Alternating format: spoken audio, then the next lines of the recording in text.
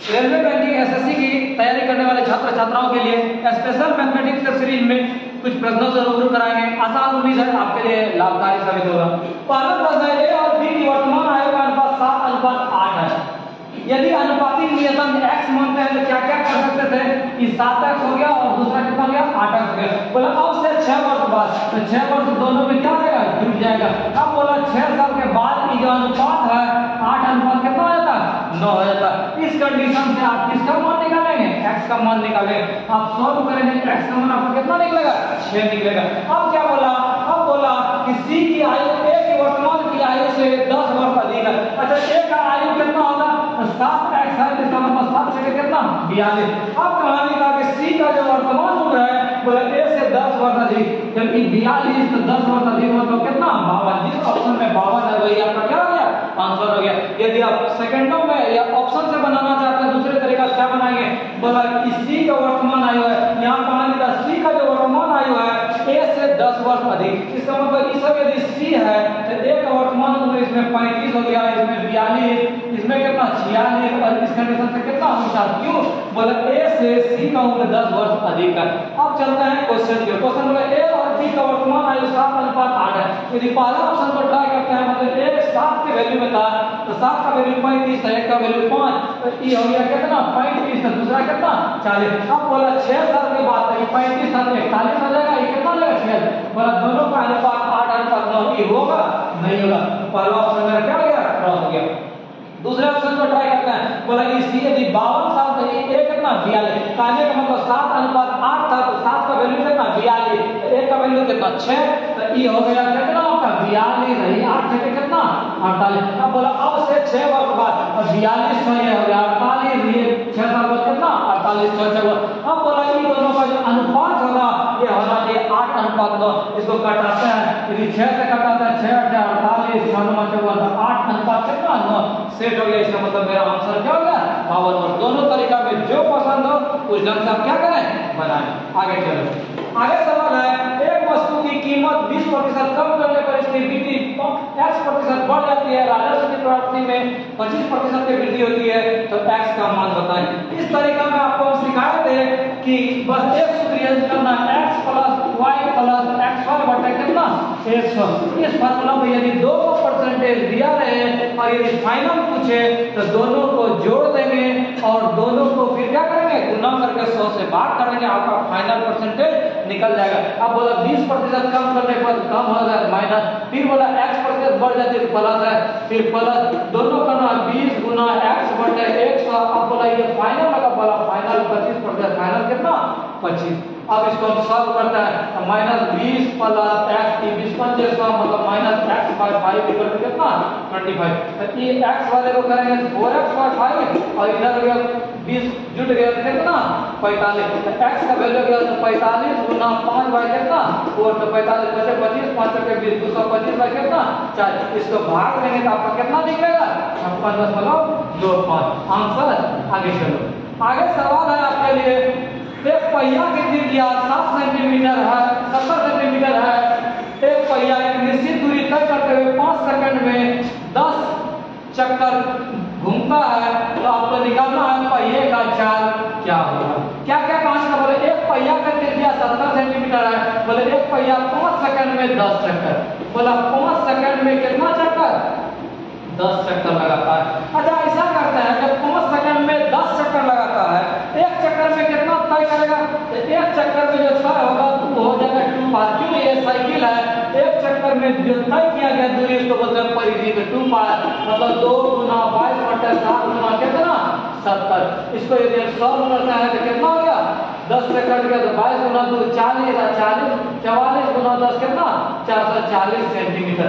अब बोला कि एक चक्कर में सफर की हुआ दूरी है, जब एक चक्कर में 440 और 10 चक्कर में कितना 44 440 गुना 10, इसका मतलब 10 चक्कर में जो तय किया गया दूरी था कितना 4400 सेंटीमीटर। और जानते हैं 100 सेंटीमीटर में क्या 1 मीटर, इसका मतलब ये कितना हो गया 44 मीटर। 10 चक्कर में तय किया गया दूरी कितना 44 मीटर। अब बोला 10 चक्कर, समय कितना 5 सेकंड। हमको चाल निकालना था, हम चाल बराबर जानते हैं क्या, दूरी बटे समय। तो दूरी मेरा था 44 और समय था कितना 5, ये मेरा हो जाता मीटर प्रति सेकंड, लेकिन हमको निकालना था किलोमीटर प्रति घंटा में। हम जानते हैं मीटर प्रति सेकंड को यदि किलोमीटर प्रति घंटा में, तो 18 बटे 5 से क्या करेंगे, गुना कर देंगे। इसको गुना करते हैं 18 चौके कितना, 18 चौके 72, 7 18 चौके 72, 792 बाई 18 गुना कितना 25। अब इसको यदि आप सॉल्व करेंगे तो 25 से आप भाग दे सकते हैं, नहीं तो और आसान करना है तो ऊपर नीचे आप 4 से क्या करते हैं, गुना करते हैं, सुविधा हो जाएगा। 25 चौके कितना 100, तो आपके पास 2 अंक के बाद दशमलव देंगे, 4 से गुना 4 में 8 9 चौके 36, बाकी 3 7 चौके 28 कितना 31, 2 अंक बाद 31.68 आपका जिस ऑप्शन में है वही आपका क्या हो गया, आंसर हो गया। नेक्स्ट प्रश्न, 3 संख्याओं का अनुपात दिया हुआ, बोला बड़ी संख्या और छोटी संख्या का अनुपात जो है 180 है, तो आपको निकालना है तीनों संख्या का योगफल निकालना। तो कैसे योगफल निकालेंगे, आराम से देखिए। सबसे पहला है अनुपातिक नियतांक को ठीक करना। तो 1/4 था, 7/5/9 था और कितना था 7/12। इन तीनों का लघुत्तम आप पाओगे कितना 36 हो गया। तो सबको यदि आप 36 से गुना करते हैं तो आपका ये जो बटे वाला था ठीक हो जाएगा, 12 के 36, 9 पे 36, ये हो गया आपका 9 अनुपात ये 5 के 20 अनुपात 7 ये कितना 18। और सवाल का कहना था सबसे बड़ी तो सबसे बड़ा वाला ये, और सबसे छोटी संख्या कितना 9। तो इन दोनों का रेशियो जो था ये कितना का बदला 12 बोला था, इसका अंतर 180, मतलब एक का वैल्यू कितना 15। अब क्वेश्चन का कहना था तीनों संख्याओं का योगफल, तो तीनों संख्या का योगफल कितना, तो 20 और 41 41 का कितना 50। जब एक का वैल्यू 15 है तो 50 का वैल्यू कितना 50 गुना 15 कितना 750, आंसर। नेक्स्ट प्रश्न है आपके लिए कि एक किसान एन गायों के झुंड का अपने 4 पुत्रों में बंटवारा करता, पहले पुत्र को कुल झुंड का आधा, दूसरे को 1/4 और तीसरे को पूरे का 1/5, चौथे को 7 गाय प्राप्त होता है। एन का मान क्या करें, निकाले। अब तरीका से भी बना सकते हैं, टोटल गाय कितना मान लिए, एन मान लिए। बोला कि आधा जब पहला पुत्र को एन बटे कितना 2, बोला दूसरे पुत्र को 1/4 मतलब एन बटे कितना 4, तीसरे को बोला पूरे का कितना 1/5 मतलब एन बटे कितना 5। बोला इन 3 को बेटा का दे दिया, फिर भी 7 गाय बच गया, प्लस कितना 7 बराबर कुल गाय का मतलब कितना एन। इस कंडीशन से आप एन का जो भी मान निकालेंगे आंसर आपका हो जाएगा। आप दूसरे तरीका से यदि बनाना चाहते हैं, मतलब ऑप्शन से आप लेके चलते हैं, पहला ऑप्शन था 80 गाय मान लेते हैं, टोटल गाय कितना 80। बोला पहला पुत्र को आधा, पहला पुत्र को कितना दे दिया 40, दूसरे पुत्र को बोला 1/4 तो 80 का 1/4 कितना 20। बोला तीसरे को 1/5 था, 80 का 1/5 कितना 16। इसके बाद बोला था क्या इन चारों को जोड़ के 80 होगा, नहीं होगा, ये ऑप्शन कैंसिल हो गया। इसको ट्राई करते हैं 100 को। बोला पहले पुत्र को आधा यानी टोटल गाय 100 आधा 50, फिर बोला दूसरे को 1/4 तो 100 का 1/4 कितना 25, फिर बोला इसका 100 का 1/5 कितना 1/5 20। इसके बाद बोला 7, क्या ये टोटल गाय 100 होगा, नहीं होगा। 50 25 75 75 और 20 95 और 95 7 कितना हो गया 102। ये ऑप्शन भी क्या हो गया कैंसिल हो गया। हम तीसरे ऑप्शन को ट्राई करते हैं। तीसरे ऑप्शन में आपका कितना था 140 गाय था, 140 गाय को यदि हम ट्राई करते हैं तो 140 आधा का मतलब कितना 70। फिर बोला इसका कितना 1/4 170 का जो है 1/4 कितना 35। उसके बाद बोला 140 का 1/4 हो गया, 1/4 का तीसरे को 1/5 बना 140 का 1/5 है, कैंसिल हो गया कितना 28। इसके बाद में बोला कितना गाय 7 गाय बचता। यदि इस टोटल गाय हम लेके चले हैं कितना 140 ऑप्शन को लेके चले, यदि ये जोड़ 140 हो जाता है मेरा आंसर है। इसको जोड़ते हैं 7 5 8 13 7 20 बाकी 2 7 2 9 3 12 2 14 कितना 140 आंसर। बोला इसका रिलेशन यदि वोमेन्स है हेमेटोलॉजी का अध्ययन किससे रिलेटेड है। हम जानते हैं कि वोमेन जो है महिला से रिलेटेड है, ये क्या इसका हिंदी होता है प्रसूति विज्ञान। तो महिला से रिलेटेड जो है प्रसूति विज्ञान है, तो किससे रिलेटेड अध्ययन को क्या बोलते हैं रुधिर विज्ञान। इसका हिंदी क्या होगा रुधिर विज्ञान। तो रुधिर विज्ञान जो हम पढ़ते हैं किसमें ब्लड से रिलेटेड मतलब खून से रिलेटेड जो पढ़ते हैं हम किसमें रुधिर विज्ञान में। नेक्स्ट प्रश्न है ऐसा कितना सम संख्या है, खोजना है कितना सम है जिसके ठीक बाद क्या हो विषम हो। हम काउंटिंग करते हैं सम संख्या, पहले सम के बाद विषम तो 1 हो गया, फिर आगे जाते हैं सम के बाद विषम है इसको भी लेंगे, आगे चलते हैं सम के बाद विषम इसको भी लेंगे। इसके बाद आगे यहाँ सम था लेकिन फिर सम था नहीं लेंगे। आगे फिर देखते हैं यहाँ सम विषम, इसको भी लेंगे। और कहीं सम था, यहाँ सम था लेकिन आगे विषम नहीं था। तो कितना हो गया, यहाँ एक बार फिर से ध्यान देते, सम के बाद विषम एक हो गया। आगे फिर सम यहाँ देखे, सम के बाद विषम 2 हो गया। फिर आगे यहाँ सम देखे, सम के बाद विषम 3 हो गया। आगे फिर देखते हैं यहाँ सम के बाद फिर सम हो गया, नहीं लेंगे। आगे फिर यहाँ सम देखे, फिर विषम यहाँ हो गया। फिर यहाँ सम विषम 1 2 3 4, जिस ऑप्शन में 5 है वही आपका क्या हो गया, आंसर हो गया। आदमी कुल 12,050 रुपया की राशि 2 भागों में निवेशित करता है। पहले भाग साधारण ब्याज पर 10% 2 वर्ष के लिए और दूसरे भाग किस स्टैंडर्ड सिक्योरिटी है। मान लेते हैं पहला ए और दूसरा बी, ए प्लस बी का वैल्यू कितना 12,050।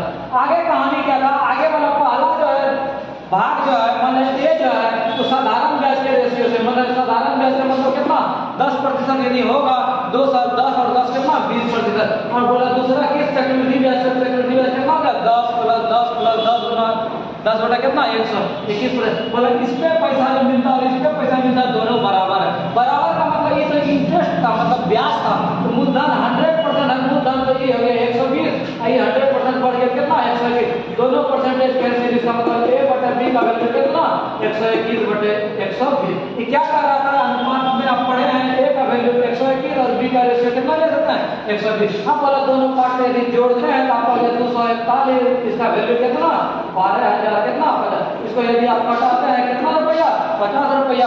अब बोला कि जो है क्या निकालिए चक्रवृद्धि ब्याज पर निवेशित करने वाला, तो ये वैल्यू का 120, एक का वैल्यू 50 और 50 का वैल्यू 120, तो कितना 12 पंजे कितना 60, तो कितना 6,000 आंसर। नेक्स्ट प्रश्न है, एक कार के मूल्य में प्रतिवर्ष 12% का अवमूल्यन होता है। अवमूल्यन का मतलब हो गया कमी होता है। यदि वर्तमान अभी का मूल्य कितना है, इतना पैसा है, तो 2 वर्ष पहले का मूल्य क्या होगा। तो 2 वर्ष पहले का मूल्य आप क्या क्या कर सकते हैं, मान लेते हैं कि मूल्य अभी कितना है x रुपया।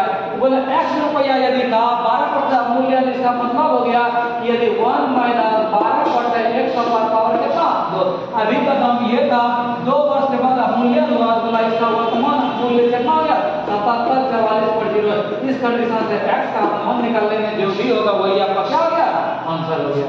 आगे चलो, आगे क्वेश्चन है 81, 91, 101, 111 का महत्तम समवर्तक क्या होगा। तो 81 का गुणनखंड लिख सकते हैं कितना 9 गुना 9 मतलब 3 गुना 3 गुना 3 गुना 3। 91 कितना हो गया 13 तो 13 गुना 7।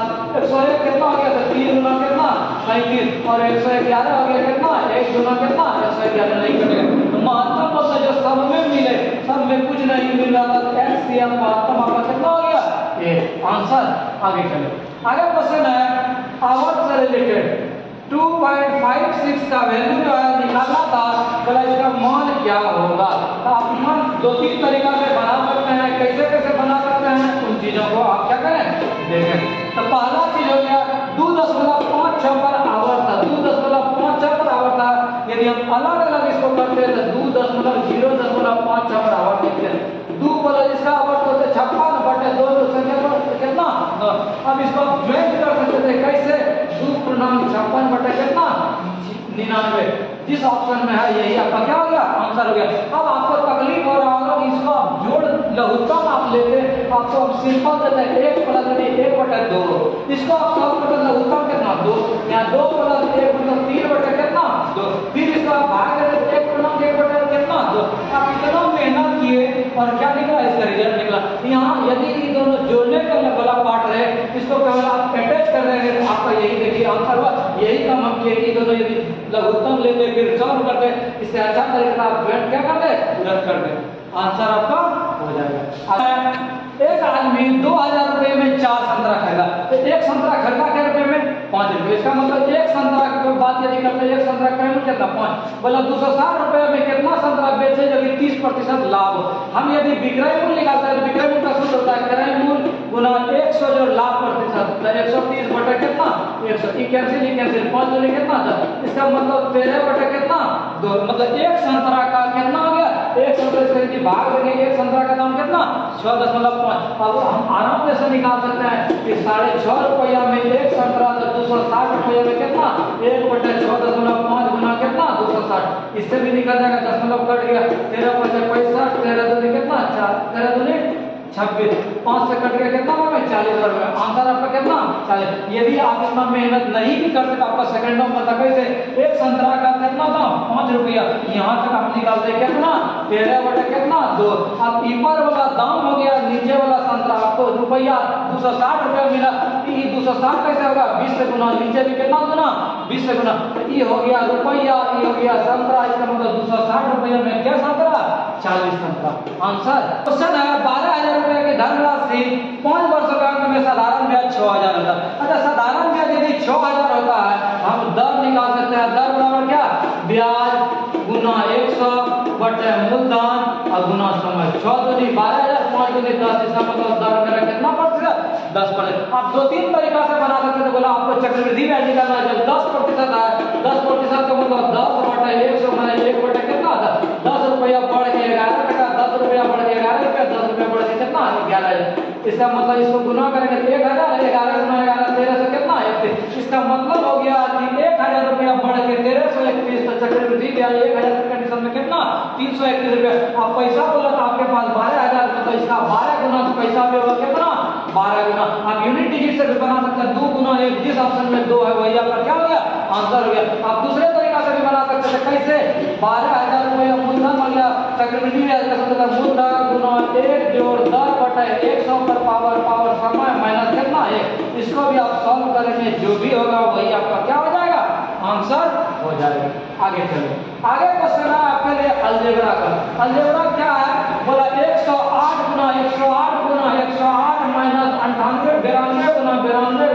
आपको यदि सूत्र मालूम रहेगा तो आप आराम से क्या कर सकते हैं बना सकते हैं। तो कैसे बना सकते हैं उन चीजों को आराम से देखें। तो इसको यदि a मानते हैं तो आपका हो गया a cube minus b cube, नीचे क्या आ गया ये a square plus b square plus ab, a square plus b square plus ab। सूत्र यदि आपको मालूम होगा इसका होता है a minus b into a square plus b square plus ab by a square plus b square plus ab।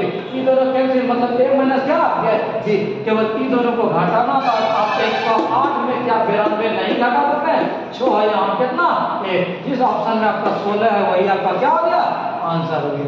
आगे चलो, आगे सवाल है किसी परीक्षा में उपस्थित होने वाले सभी छात्रों में 45% लड़के हैं, शेष लड़कियां। यदि 60% लड़के और 70% उत्तीर्ण हुई तो अनुत्तीर्ण होने वाला कितना विद्यार्थी है।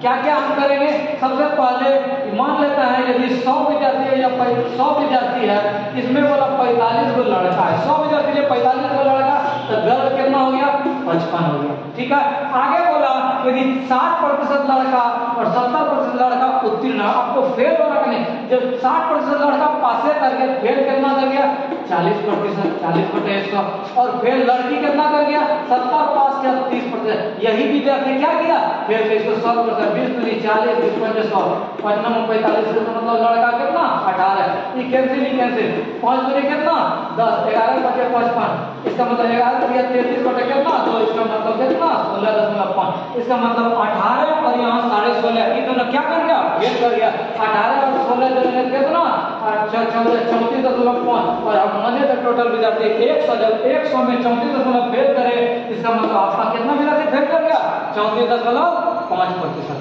नेक्स्ट प्रश्न, एक वस्तु का अंकित मूल्य 1000 रुपया है, क्रमिक छूट देने पे 600 रुपये मिलेगा, पहला छूट x का दूसरा छूट कितना 25। आप आराम से बना सकते हैं, अंकित मूल्य 1000 रुपया है गुना पहला छूट वाला x, तो 100 माइनस x बटे कितना 100, दूसरा वाला कितना 25% छूट, तो 100 में 25 घटाएंगे तो 75 बटे 100 बराबर कितना 14। इसको आप सॉल्व करेंगे, जो भी होगा इसका क्या करेंगे मान निकाल देंगे। क्वेश्चन है, इसमें हम देखें कितना बड़ा 2, इसमें कितना बड़ा 10, यहाँ फिर कितना बड़ा, यहाँ देखें कितना बढ़ गया 26, अभी कुछ नहीं दिख रहा, फिर एक टर्म हो सकता है और हम देख लें यहाँ बड़ा कितना 8, यहाँ कितना बड़ा, यहाँ 10 बड़ा था तो 10 और 26 में कितना करता है 16, हम देख रहे हैं यहाँ 8 बड़ा यहाँ 16 बड़ा, यदि यहाँ हम 24 जोड़ते हैं 8 फिर 8 फिर 16 के बाद कितना 24, तो 24 और 26 कितना बढ़ गया 50, तो यहाँ भी और एक टर्म पढ़ना चाहिए, यहाँ एक टर्म से क्लियर नहीं होता, यहाँ पहला टर्म दूसरा टर्म तीसरा टर्म, तो 50 और 41 जोड़ेंगे कितना 91, जिस ऑप्शन में आपका 91 वही क्या हो गया। ये दिया हुआ था क्वेश्चन मतलब प्लस करेगा गुना, माइनस करेगा भाग, और गुना मिलेगा प्लस और भाग करेगा क्या करेगा माइनस, सबको हम रख होगी है। अब इसमें बदमाश के हिसाब से आपको सॉल्व करना क्या, पहले भाग का काम, फिर गुना का काम, फिर जोड़ का काम, फिर जोड़ का काम, माइनस का काम। तो इसको यदि हम भाग देते हैं इसका रिजल्ट कितना हो जाएगा, 8 हो जाएगा। आगे 8 गुना 3 कितना हो गया, 24 हो गया। इसका मतलब 216 माइनस 24 प्लस कितना 21, तो ये दोनों 24 रुपया माइनस 21 रुपया प्लस मतलब माइनस 3, तो 216 में 3 घटाएंगे कितना 213। जिस ऑप्शन में आपका 213 है वही आपका क्या हो गया, आंसर हो गया।